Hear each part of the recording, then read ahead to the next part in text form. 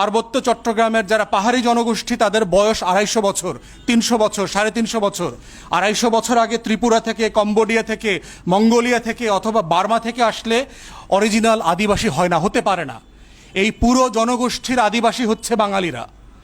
অতএব সেটলার বলবার মধ্য দিয়ে কিছু কিছু জাতীয় গণমাধ্যম এবং তথাকথিত কিছু দেশ বিক্রি করা বুদ্ধিজীবী দালালরা যেটা বলবার চেষ্টা করছে, বাঙালিরা হচ্ছে অপর, বাঙালিরা কোনো দেশ দখল করে ওখানে যায় নাই সাদাদের মতো।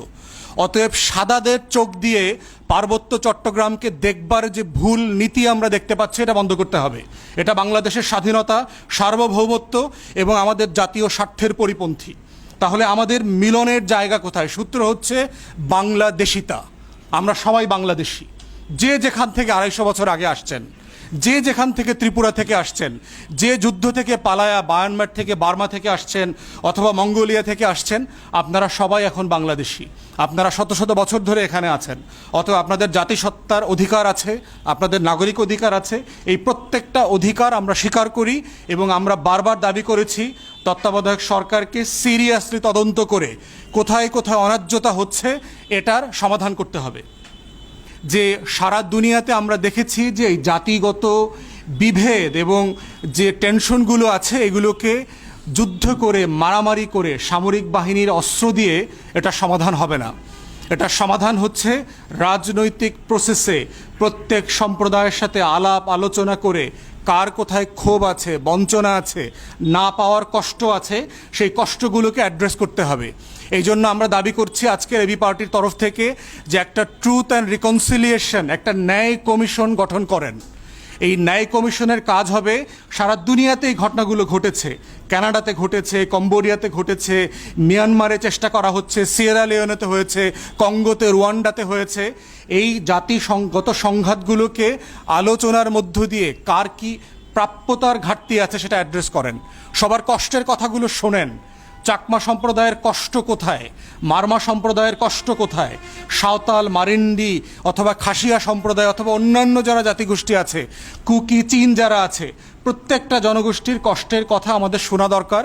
এই বঞ্চনাগুলোকে অ্যাড্রেস করা দরকার। সেক্ষেত্রে প্রয়োজন হলে আমরা বলেছি যে আন্তর্জাতিকভাবে এই ধরনের ন্যায় কমিশন পরিচালনা করবার অভিজ্ঞতা যাদের আছে, যেই সকল ব্যক্তিরা বিশেষজ্ঞ আছেন, তাদের পরামর্শ নেন, তাদেরকে আপনারা অ্যাপয়েন্ট করেন। তাদের থেকে আমরা শিখতে চাই, জানতে চাই, বুঝতে চাই। কারণ এই রাষ্ট্রটাকে মারামারি এবং সহিংসতার মধ্য দিয়ে আমরা এগিয়ে নিতে পারবো না। সকল নাগরিককে তার অধিকারের মধ্য দিয়েই শুধুমাত্র রাষ্ট্রকে এগিয়ে নেওয়া যাবে। এবং মাথায় রাখতে হবে যে হ্যাঁ, সত্য এখানে বিদেশি ষড়যন্ত্র আছে। এটা সত্য যে বিদেশিরা এখানে অস্ত্র প্রশিক্ষণ দিচ্ছে।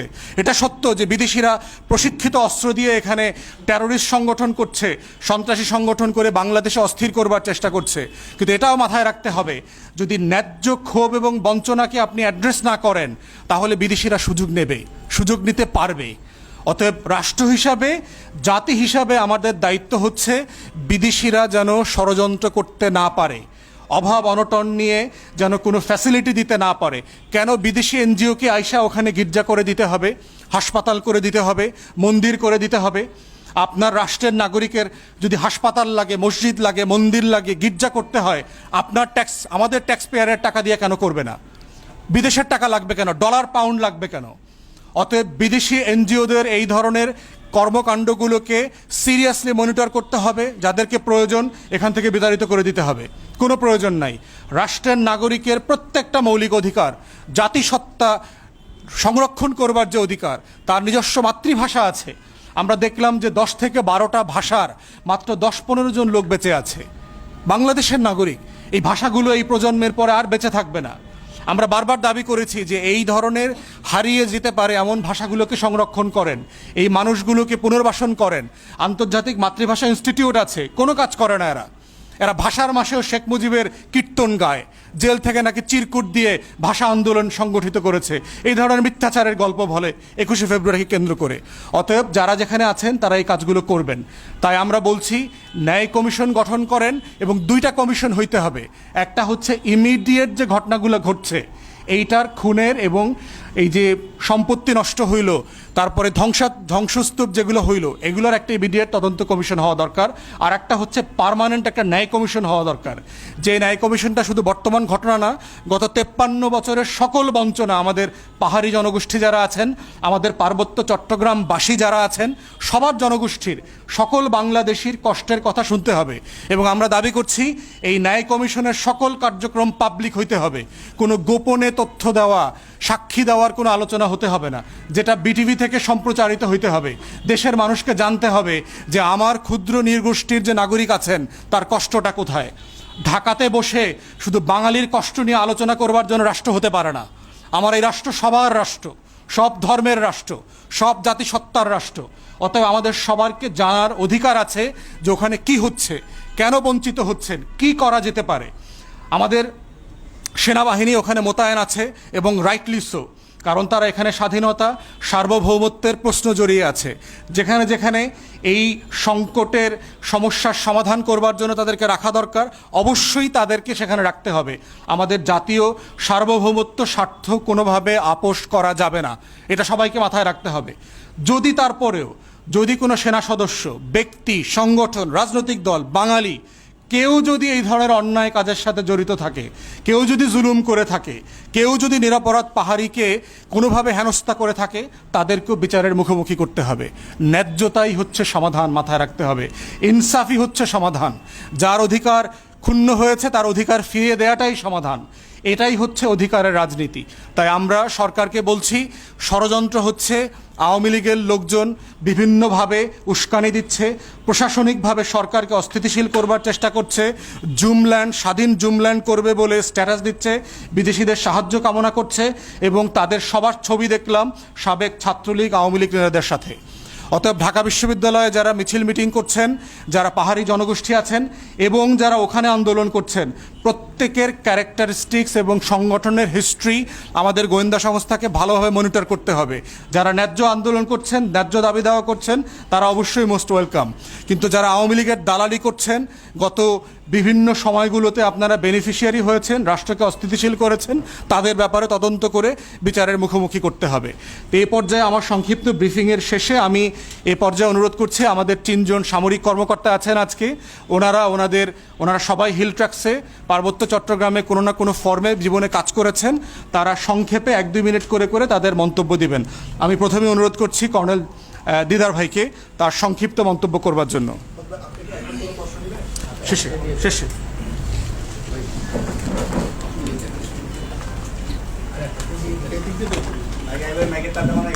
পার্বত্য চট্টগ্রাম বিভিন্ন কারণে আমাদের জন্য অত্যন্ত গুরুত্বপূর্ণ একটা জায়গা। বাংলাদেশের সৌন্দর্যের একটা জায়গা আছে, আমাদের সেখানে পরিবেশ এবং বনজ সম্পদ আছে সেখানে, এবং আমাদের 2টা রাষ্ট্রের সাথে আমাদের যে সীমানা আছে, এই সীমানার একটা কমন জায়গাও এখানে আছে। এবং হিস্টোরিক্যালি এখানে প্রচুর বিচ্ছিন্নতাবাদী আন্দোলন আছে, এবং অ্যাক্রস দ্য বর্ডার যে টেরোরিজম আছে, এই টেরোরিজমের একটা জয়েন্ট স্পেস আছে এই জায়গাটাতে। তো সব কিছু মিলায় বাংলাদেশের স্বাধীনতা, সার্বভৌমত্ব, আমাদের জাতীয় স্বার্থ এবং নাগরিক অধিকার, এই প্রত্যেকটা বিষয় পার্বত্য চট্টগ্রামের সাথে জড়িয়ে আছে। এবং হিস্টোরিক্যালি যদি আপনারা দেখেন, শত শত বছর থেকে মানুষ এখানে বসবাস করেছে, এবং মুঘল এম্পায়ার থেকে আমরা দেখেছি, ব্রিটিশ আমলে দেখেছি, এখানে বেশ কিছু টেনশন সবসময় চলেছে, এবং বিভিন্ন আইনের মাধ্যমে এই টেনশনগুলোকে অ্যাড্রেস করবারও চেষ্টা হয়েছে। 60-এর দশকে আপনারা জানেন যে আমাদের যে কাপ্তাই লেক আছে এখানে 50-54 মেগাওয়াটের একটা পানি বিদ্যুৎ প্রকল্প করবার আয়োজন করা হয়, এবং চাকমা জনগোষ্ঠী থেকে শুরু করে অনেক নৃতাত্ত্বিক সংখ্যালঘু জনগোষ্ঠী অঞ্চলে বাস করতেন। তাদেরকে তখন এখান থেকে যেহেতু উচ্ছেদ করে এই কাপ্তাই লেক করতে হয়েছে, এই জনগোষ্ঠীর ক্ষতিপূরণ এবং পুনর্বাসন নিয়ে একটা বড় বিতর্ক তৈরি হয়, এবং একটা বঞ্চনার ইতিহাসও তৈরি হয়। এবং আপনারা জানেন যে এই চাকমা জনগোষ্ঠীর একটা বড় জনগোষ্ঠী পরবর্তীতে ভারত অংশে চলে যায়। যে অংশের স্টেটমেন্ট আপনারা দেখেছেন, যে চাকমাদের একটা গ্রুপ যারা ইন্ডিয়াতে থাকেন, তারা ভারতের প্রধানমন্ত্রীর কাছে চিঠি লিখেছেন গত কয়েকদিন আগে। চিঠি লিখে তারা তাদের নিরাপত্তার দাবি তুলেছেন, এবং বাংলাদেশে যে তারা দাবি করেছে যে আমাদের চট্টগ্রাম অঞ্চলে, পার্বত্য চট্টগ্রাম অঞ্চলে নাকি অসংখ্য চাকমা সম্প্রদায় এবং অন্যান্য সম্প্রদায়ের মানুষকে হত্যা করা হয়েছে, এগুলোর বিচার চেয়েছেন। তো সেই জায়গা থেকে আমরা দেখলাম যে জনসংহতি সমিতির যে আন্দোলন ছিল আপনার ৭২-এর দশকে, কাপ্তাই লেকের পরে বড় সংকটটা তৈরি হয় আওয়ামী লীগের প্রথম আমলে, শেখ মুজিবুর রহমান যখন শাসন করছিলেন। বাংলাদেশের সংবিধান যখন তৈরি হয় তখন আপনারা জানেন যে আওয়ামী লীগ একটা মূলনীতি যোগ করে, সেটা হচ্ছে বাঙালি জাতীয়তাবাদ। এইটার প্রেক্ষিতে তখনকার যারা নৃতাত্ত্বিক জনগোষ্ঠী আছেন তারা দাবি করলো যে আমরা সবাই বাংলাদেশি, এটা হতে আমাদের কোনো আপত্তি নাই, কিন্তু আমরা তো বাঙালি না, আমাদের নিজস্ব জাতিসত্তা আছে, আমরা কেউ চাকমা, আমরা কেউ মারমা, আমরা বাংলাদেশি কিন্তু আমরা অনেকে সাঁওতাল, আমরা বাংলাদেশি কিন্তু আমরা মারিন্ডি। তো এই ধরনের অসংখ্য জাতিগোষ্ঠীর পরিচয়কে তখন আমাদের সংবিধান ধারণ করতে পারে নাই, যে কারণে ওখানে একটা টেনশন তৈরি হয় এবং চাকমাদের একটা প্রতিনিধি দল এবং অন্যান্য সংখ্যালঘু জনগোষ্ঠীর যে প্রতিনিধি দল তারা শেখ মুজিবুর রহমানের সাথে এসে দেখা করেন। উনি এই সমস্যাটার সমাধান না করে সকলকে বাঙালি হয়ে যেতে বলেছিলেন, যে তোমরা বাঙালি হয়ে যাও, তাহলে কোনো সমস্যার সমাধান থাকছে না। এটা অবশ্যই অত্যন্ত অপমানজনক কথা ছিল যে আমাকে যদি সাডেনলি, আমি বাঙালি, আমাকে যদি বলা হয় তুমি বিহারি হয়ে যাও, তুমি রোহিঙ্গা হয়ে যাও, তুমি চাকমা হয়ে যাও, এটা আমাদের সবার জন্য অত্যন্ত দুঃখজনক এবং অপমানজনক। এই দুইটা ঘটনাকে কেন্দ্র করে আমরা দেখলাম ৭০-এর ৮০-র দশকে এবং ৯০-এর দশকে সশস্ত্র আন্দোলন পাহাড়ে শুরু হয়, যেটা পরবর্তীতে চুক্তির মাধ্যমে, আইনের মাধ্যমে মিটিগেট করা হয় এবং থেমে থেমে এই সংকটগুলো বারবার ফিরে আসছে।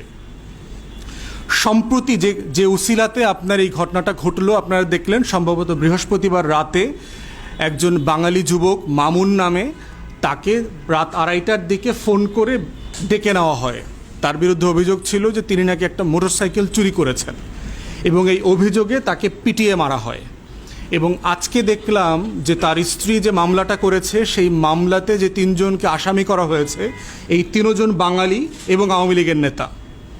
কিন্তু দুঃখজনকভাবে হলো সত্য দেখলাম যে এই ঘটনাটা কেন্দ্র করে বৃহস্পতিবারের পরের যে ঘটনাগুলো ঘটেছে, সেই ঘটনাটা আর বাঙালি খুনের মধ্যে থাকে নাই, সেটা বাঙালি পাহাড়ি জনগোষ্ঠীর মধ্যে টেনশনে চলে গেল।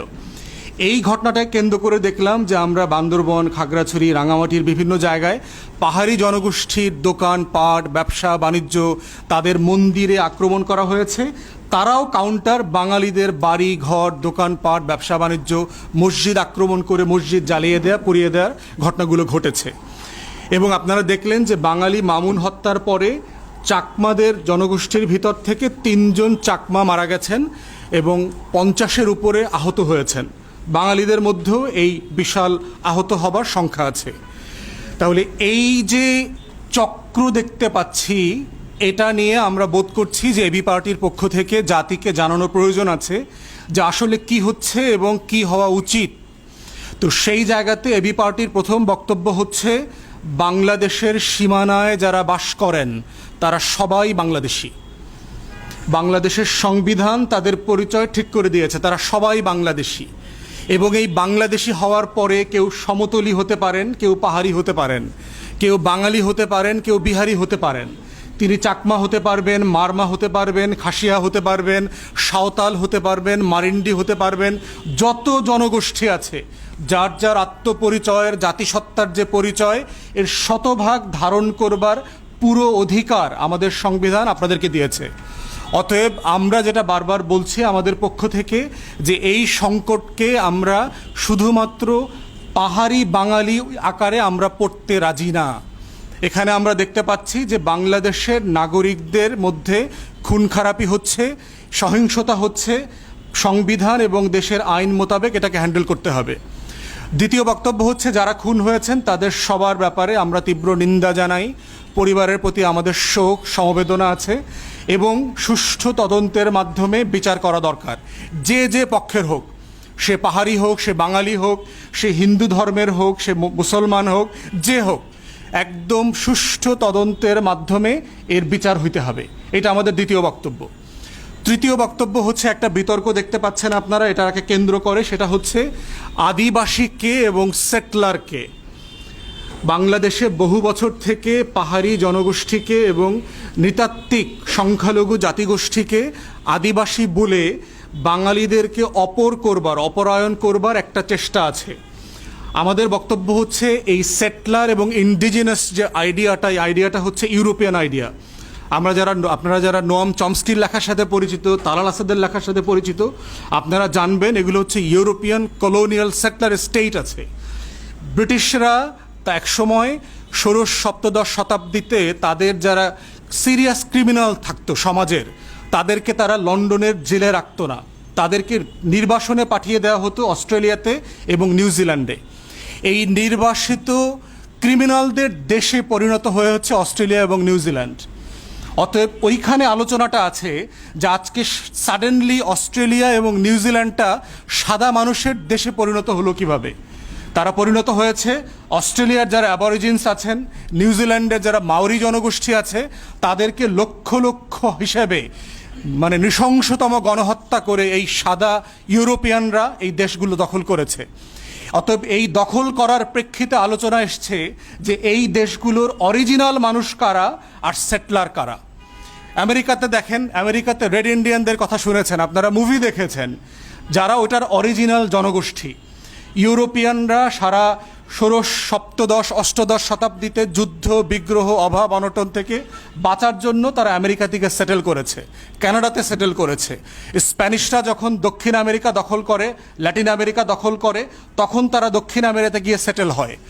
অতএব তারা ওই অঞ্চলের জনগোষ্ঠী ছিল না, তারা অন্য দেশ থেকে গিয়ে সেটেল করেছে। বাঙালিরা এই দেশের মানুষ, তারা চট্টগ্রামে থাকলে, পার্বত্য চট্টগ্রামে থাকলে তারা সেটলার হয় না।